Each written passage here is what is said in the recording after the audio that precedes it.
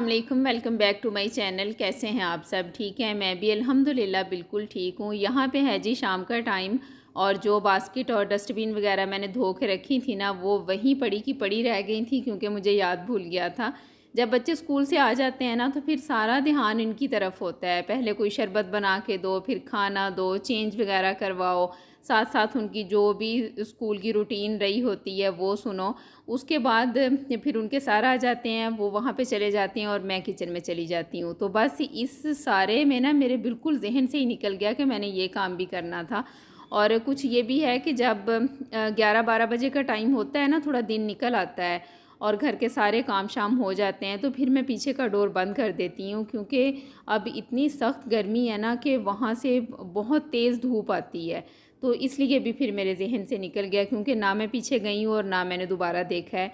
जब शाम हुई है फिर मुझे याद आया कि मैंने तो व्लॉग कंप्लीट नहीं किया। तो फिर इसके बाद मैं उठा के लेके आई हूँ, लेकिन ऐसे ही रख दी थी क्योंकि इनका छोटा-छोटा काम करते ना काफ़ी टाइम लग जाना था और अभी बिल्कुल शाम हो गई थी। तो फिर इनमें चीज़ें वग़ैरह रखने का और प्रॉपर जगह पे रखने का जो सारा काम है ना, वो मैंने नेक्स्ट डे किया था। और व्लॉग का ये वाला जो पार्ट है ना, ये प्रीवियस व्लॉग का ही है, लेकिन मैंने कट कर दिया था क्योंकि व्लॉग बहुत लंबा हो गया था। तो मैंने सोचा कि नेक्स्ट व्लॉग में ऐड कर दूँगी। क्योंकि हमारे यहाँ पे ना इंटरनेट सिस्टम इतना अच्छा नहीं है। अगर व्लॉग थोड़ा-सा भी लंबा होता है ना, तो उसे अपलोड होने में बहुत टाइम लगता है।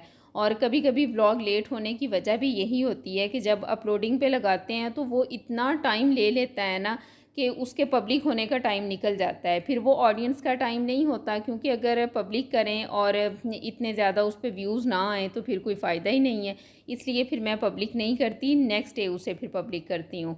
तो बस इस तरह की जो मजबूरियाँ हैं ना, जो हमारे हाथ में नहीं है, उनमें फिर कुछ नहीं हो सकता।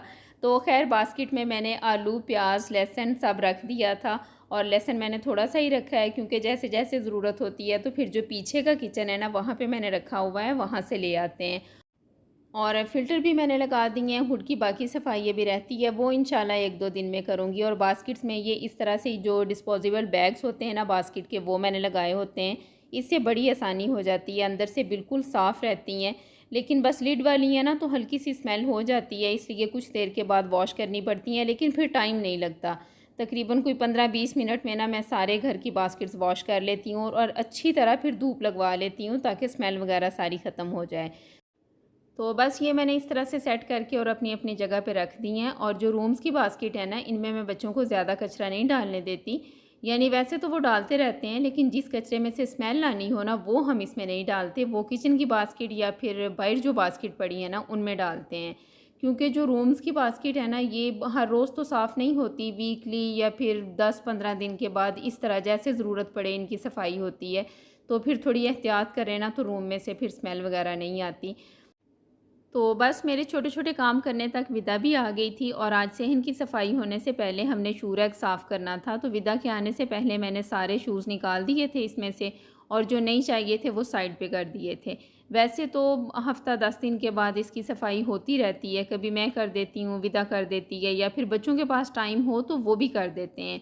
यानी प्रॉपर तो वो साफ़ नहीं करते, लेकिन ये है कि अपने-अपने शूज़ इसमें से सेपरेट कर देते हैं क्योंकि ऐसे इसमें पोर्शन बने हुए हैं ना, तो उन सब ने अपने अलग-अलग रखे हुए हैं।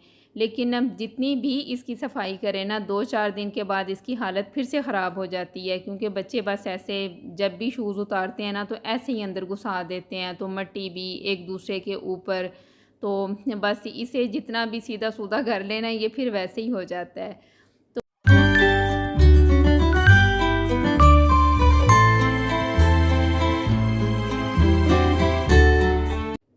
तो ये है जी नेक्स्ट डे, अभी 8:30 का टाइम है। छोटे बच्चे तो स्कूल चले गए थे और बड़े बेटे के फर्स्ट ईयर के एग्ज़ाम हो रहे हैं। ये अभी जा रहा था पेपर देने के लिए और कल के दिन बस मैंने उतना ही व्लॉग बनाया था जो आपके साथ शेयर कर दिया है। अभी मैं करने लगी थी ड्राइंग रूम की सफाई। आज मैंने बहुत काम करने हैं और सबसे बड़ा काम जो है ना, वो ये है कि व्लॉग मैंने कंप्लीट करना है। तो बस व्लॉग इस तरह से होता है कि मैं इसमें थोड़ी-सी क्लीनिंग की वीडियो ऐड कर देती हूँ और साथ में कोई ना कोई रेसिपी होती है, फिर घर की थोड़ी-सी रूटीन दिखा देती हूँ ताकि हर तरह का इंटरेस्ट रखने वाले जो लोग हैं ना, वो व्लॉग एन्जॉय कर सकें। तो बस अभी हम ड्राइंग रूम साफ़ करने लगी थी और विदा भी आ गई थी। ब हमने आज और बाहर का काम नहीं किया था क्योंकि अगर बाहर का काम पूरा करके हम इस काम पे आएँगे ना तो फिर बहुत गर्मी हो जाएगी। तो इसलिए पहले इसकी सफाई होगी, बाकी सारा काम बाद में होगा। बाहर से आज वैसे भी नहीं करनी क्योंकि तकरीबन साफ़ ही है, बस ये एंट्रेंस की सीढ़ियाँ ही साफ़ करनी है। वो भी जब ड्राइंग रूम की सफाई होगी ना तो उसके साथ ही यहाँ से झाड़ू लगा के मॉप कर देंगे। रूम सारे मैंने साफ़ कर लिए हैं, सिर्फ़ हॉल रह गया है, वो फिर इसके बाद साफ़ हो जाएगा। और ड्राइंग रूम हमारा इस तरह से है कि ये इतना यूज़ में नहीं है क्योंकि हस्बैंड यहाँ नहीं होते, बच्चे छोटे हैं, तो उस तरह कोई आना जाना है नहीं इतना इसमें। तो इसकी सफाई ना तकरीबन ऐसे ही कोई 8-10 दिन के बाद ही मैं करती हूँ। वैसे मैं हर रोज़ झाड़ू लगा के डस्टिंग कर देती हूँ लेकिन मॉप नहीं करती। तो जब मॉप करना होता है ना फिर मैं और विदा दोनों मिलके कर लेते हैं। तो अब जैसे ईद भी आ रही है ना तो इसलिए थोड़ी-सी डीप क्लीनिंग भी करनी थी, तो मैंने सोचा कि चलें आज ये इसका काम पूरा हो जाएगा। पहले मैंने अच्छी तरह से सारे जाले उतार लिए हैं। इतने ज़्यादा तो नहीं लगे थे लेकिन फिर भी आंधियाँ वगैरह आती हैं ना तो थोड़े-थोड़े थे, दीवारों पे डस्ट थी। तो ये वाला ब्रश जो है ना ये इस हिसाब से बड़ा सही रह जाता है कि इसके साथ दीवारें भी अच्छे से साफ़ हो जाती हैं और जाले वगैरह भी उतर आते हैं। और वैसे ड्राइंग रूम इस तरह से है कि ये बाहर की साइड पे है ना, इसकी जो विंडो है वो सामने वाला जो है लॉन है उसमें है। तो जब आंधी वगैरह आती है ना तो मिट्टी इसमें काफ़ी आ जाती है। मैंने इसीलिए सोफ़ों के ऊपर ये कपड़े डाले हुए हैं क्योंकि ये अगर ना डाले हो ना फिर इतनी डस्ट होती है कि जब वो झाड़ते हैं ना तो वही सारी मिट्टी उड़ उड़ के फिर दूसरी चीज़ों पे जाती है। और इस तरह से अगर कपड़े डाले हुए हैं तो फिर ये है कि ये उतार के बाहर झाड़ देते हैं या फिर कभी-कभार तो मैं ऐसे ही उतार के ना तो वॉशिंग मशीन में डाल देती हूँ, तो बस जब धुल जाते हैं तो फिर से दोबारा डाल देती हूँ। तो बस विदा ने झाड़ू लगाया और मैंने साथ ही मॉप कर दिया था, तो ड्राइंग रूम की सफाई हो गई। कारपेट अभी नहीं डाला, मॉप थोड़ा सूखेगा तो फिर उसके बाद डालेंगे। इसकी सफाई में इतना टाइम नहीं लगता, बस कारपेट उठाना, झाड़ना, दोबारा डालना, उसमें जो टाइम लगता है ना वही है। वैसे हर रोज़ थोड़ी थोड़ी सफाई होती रहती है ना तो इसलिए फिर ज़्यादा कचरा नहीं होता। तो बस उसके बाद मैं किचन में आ गई थी और विदा ने फिर हॉल की सफाई कर ली थी। स्टोव साफ़ करने वाला था, ये मैंने अच्छी तरह साफ़ किया है, फॉइल पेपर चेंज किया है। इसकी प्रॉपर वीडियो तो मैंने नहीं बनाई क्योंकि अभी 1-2 व्लॉग्स पहले ही मैंने ये ऐड की थी, तो फिर मैंने कहा कि अब हर एक में ये क्या दिखाया जाना है ना।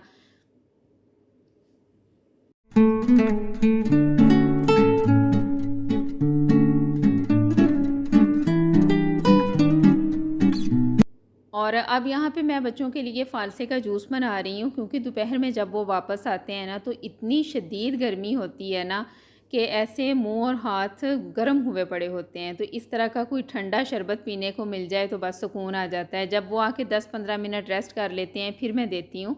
ये मैंने फ्रीज़ किया हुआ है फ़ालसा, और एक ये जो जूस वाला जग है ना उसमें मैंने 1 बाउल फ़ालसा का डाला है, 1 चम्मच काला नमक और थोड़ी सी चीनी डाली है। चीनी आप अपने टेस्ट के हिसाब से डाल सकते हैं, जितना मीठा आपको पसंद है। और इसके अलावा इसमें पुदीना भी थोड़ा सा डाल सकते हैं, लेकिन बच्चों को पसंद नहीं है। वो कहते हैं कि अगर फ़ालसे का है ना तो उसमें सिर्फ़ इसी का टेस्ट होना चाहिए, तो इसलिए फिर मैं नहीं डालती।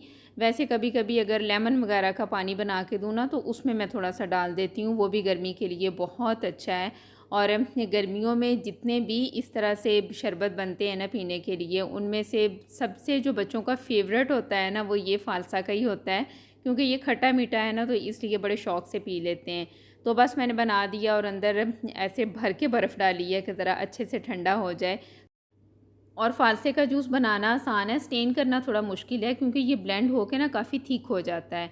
अब तो वैसे इसके लिए डिफरेंट तरह के स्टेनर आए हुए हैं जो साइज़ में बड़े होते हैं और उनके जो होल हैं ना वो भी थोड़े से खुले होते हैं, ताकि थोड़ा सा पल्प भी साथ आए तो वो भी पीने में बहुत मज़े का लगता है। मेरे पास तो नहीं है, अम्मी की तरफ है, मैंने 1-2 बार ला के वो यूज़ किया है, लेकिन बच्चों को शायद शुरू से अब इसकी आदत हो गई है ना। मेरे पास जो घर में स्टेनर है ना वो बहुत बारीक है, उसके साथ बिल्कुल भी पल्प नहीं आता, तो बस बच्चों को अब यही अच्छा लगता है, तो मैंने फिर चेंज भी नहीं किया, मैं तो उसी के साथ बना देती हूँ। आपके पास जो घर में आम हम चाय के लिए जो स्टेनर रखा होता है ना उसके साथ भी कर सकते हैं, वो बस साइज़ में थोड़ा छोटा होता है तो इसलिए टाइम थोड़ा ज़्यादा लगेगा, वरना हो तो उसके साथ भी जाएगा।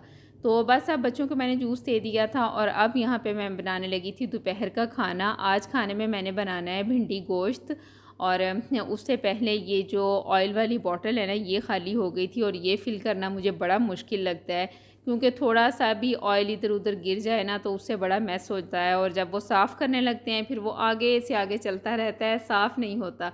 तो इसलिए मैं बड़ी एहतियात के साथ इसको डालती हूँ। बस ये मैंने फ़िल की है।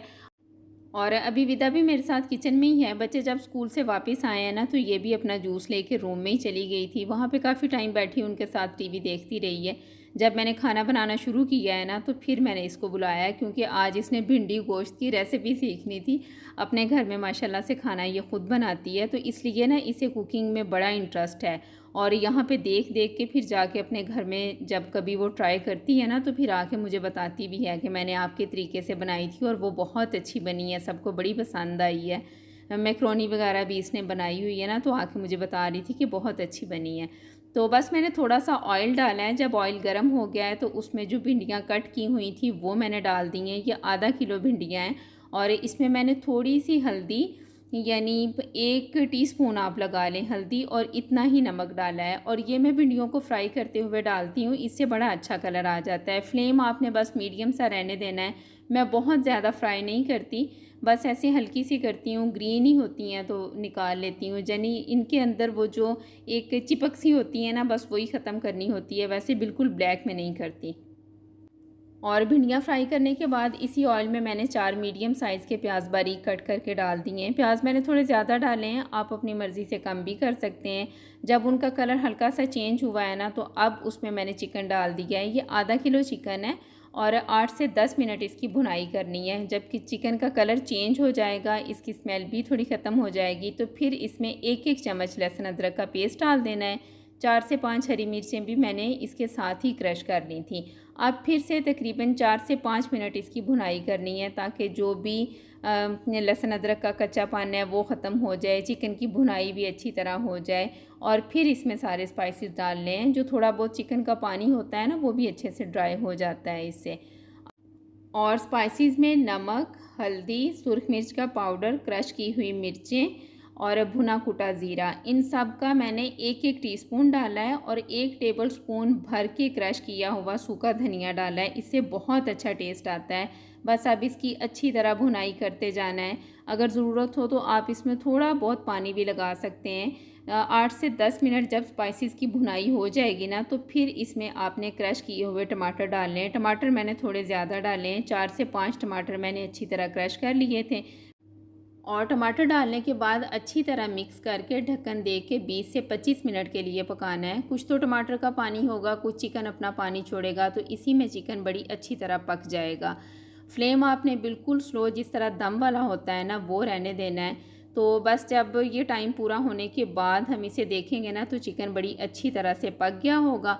अब भी अगर इसमें थोड़ा बहुत पानी होगा ना, तो वो आपने फ्लेम थोड़ा सा ज़्यादा मीडियम करके ना, तो बस ये पानी अच्छी तरह खुश्क कर लेना है। और चिकन जिस भी सब्ज़ी में जाता है ना, इसे अच्छा पकाने की और अच्छा टेस्ट लाने की एक यही वजह होती है कि आपने इसकी भुनाई बड़ी अच्छी तरह करनी है। इसमें बिल्कुल पानी नहीं होना चाहिए। स्पाइसेस की, चिकन की अच्छी तरह भुनाई होनी चाहिए। 8 से 10 मिनट भुनाई करने के बाद चिकन जब अच्छे से भुन गया है, तो फिर इसमें मैंने फ्राई की हुई भिंडियाँ डाल दी हैं। अब ये अच्छी तरह मिक्स करेंगे और इसे 4 से 5 मिनट के लिए फिर इसकी भुनाई करेंगे। और उसके बाद मैंने 1 चम्मच भर के इसमें फिर से कुटा हुआ धनिया डाला है। इसके साथ बहुत अच्छा टेस्ट आता है। इसकी जो लास्ट पे खुशबू आती है ना, वो बड़ी अच्छी लगती है। और अगर आपके पास काली मिर्च है कुटी हुई, तो वो भी आप डाल सकते हैं।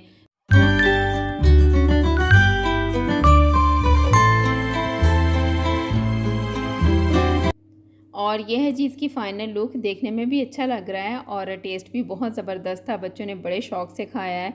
बच्चे अगर सब्ज़ी नहीं खाते ना, तो उसमें थोड़ा चिकन या फिर गोश्त वगैरह डाल दें ना, तो उससे टेस्ट चेंज हो जाता है, यानी मज़े का हो जाता है ना, तो बच्चे फिर शौक़ से खा लेते हैं। बस उसके बाद हमने खाना वगैरह खाया है और फिर वही जो आम हर रोज़ शाम में रूटीन होती है, बस वही सारा कुछ चलता रहा है।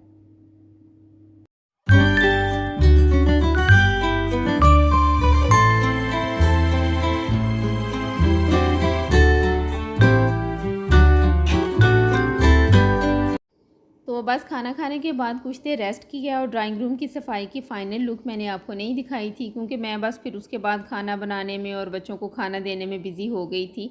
उसके बाद फिर उनके ट्यूशन के सार आ गए और घंटा डेढ़ फिर उसमें निकल जाता है।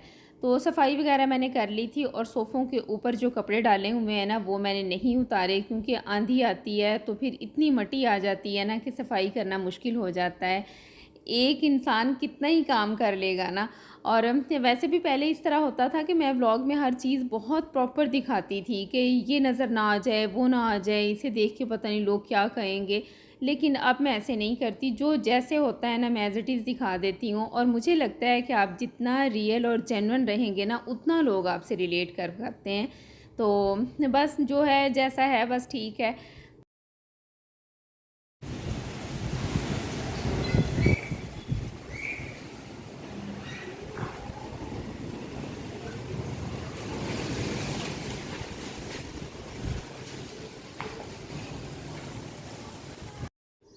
और ये है शाम के तकरीबन 5:30 बजे का टाइम। अचानक से बहुत तेज़ तूफ़ान आ गया था, जिसे कहते हैं ना कि मट्टी का तूफ़ान, ये वो था। हवा के अंदर मट्टी इतनी ज़्यादा थी कि उसकी वजह से ऐसे अंधेरा हो गया था, सुर्ख और ब्राउन कलर।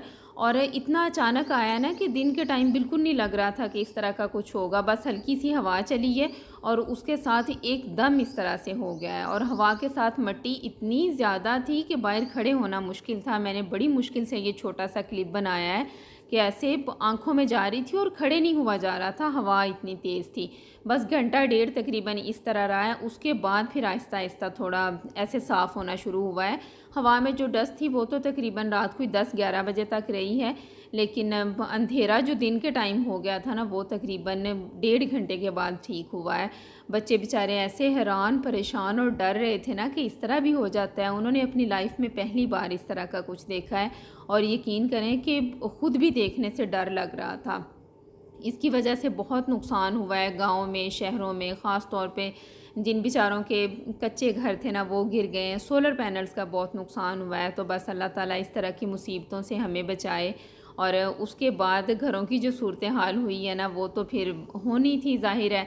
सफाई का भी मैंने व्लॉग बनाया है, लेकिन वो नेक्स्ट व्लॉग में मैंने ऐड किया है। तो बस यहीं तक था मेरा आज का व्लॉग। आई होप कि आपको अच्छा लगा होगा। अच्छा लगे तो लाइक ज़रूर करें, और अगर आप पहली बार मेरा चैनल देख रहे हैं तो प्लीज़ सब्सक्राइब भी कर दें। आपसे मुलाकात होगी नेक्स्ट व्लॉग में। अल्लाह हाफ़िज़।